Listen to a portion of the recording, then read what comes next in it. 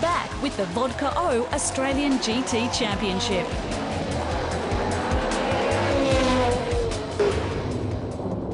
Towards the end of the race, the Ferrari 430 GT3 was pushing hard to make up ground lost in the previous race. So Nico Halloran through to 11th place now past the Ginetta.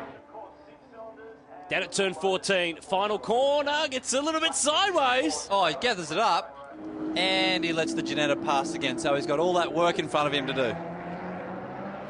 Clark Quinn's Mosler was dominating the race with some impressive lap times.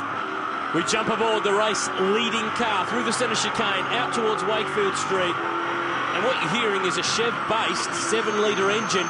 And you might be thinking, hang on a minute, that gear stick moved and he didn't touch it. Absolutely. This car, very similar to the Ferrari earlier on, has got paddles behind the steering wheel. That gear shift you can see moving is basically a manual override. If he has a problem with his electronic shift, he can basically go back to manual and use the stick in front of him there. Fantastic sounding car and a very, very fast car around the streets of Adelaide. And just compare and contrast, this corner, turn 8, barely lifts. It's got so much more aerodynamic grip than a V8 supercar. Absolutely. He would have been probably travelling 20 to 25 k's an hour quicker through that corner than we do. A lot more horsepower, a lot more downforce. But, as you can see, car's very, very low as he's just getting around a bit of lap traffic there.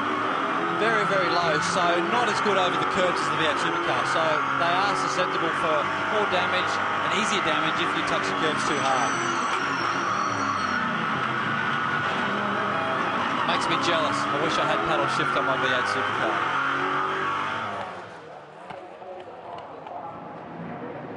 Andrew Taplin and Mark Sini were virtually side by side for the last half of the race.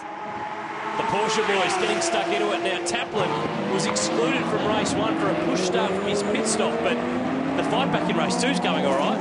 Taplin got a mega run through turn 8 there, set up Mark Sini perfectly into turn 9 under brakes. Move he's been trying to do for the last 6 laps, and now he's got the job done.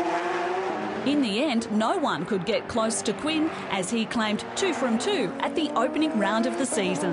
Well, what a dominant way to start proceedings. He picked up the Murray Walker GT Tourist Trophy for race 1. He'll get maximum championship points in race 2. Clark Quinn takes the opening round in Adelaide.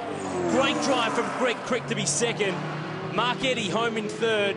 And Damien Flack in the Porsche picks up the GT Challenge class. A great run from Tony Quinn, starting from the back of the grid to finish up 4th. What a fantastic drive. Yeah, that was good, wasn't it? 12 cars on the lead lap, but Kylie is with our winner. So, Clark, what's the car like to drive around this track? The car's great. You know, turn 8 in the Mosler is just so fast. I don't think I've gone faster through that corner than in anything else. And it's just got so much downforce going through turn 8. But you know, that's probably its strength, and it's got weaknesses. But you know, every car has that, so it's great. Plenty of strength in his championship margin as well. Clark Quinn leads 11 points clear of Mark Eddy and Greg Crick. And in GT Challenge, Damien Flack and his brother Adrian lead the way. But a great reward here. Clark Quinn receives his trophy from the voice of motorsport, Murray Walker. What a sensational start to the season. Audi, Viper and Mosler on the podium. The next round of the Vodka O Australian GT Championship takes us to rural Victoria, Winton Motor Raceway at Benalla on May 20 to 22. That's it for round 1 of the championship. Thanks to Stephen Johnson and the whole crew. I'm Aaron Noonan. We'll see you next time.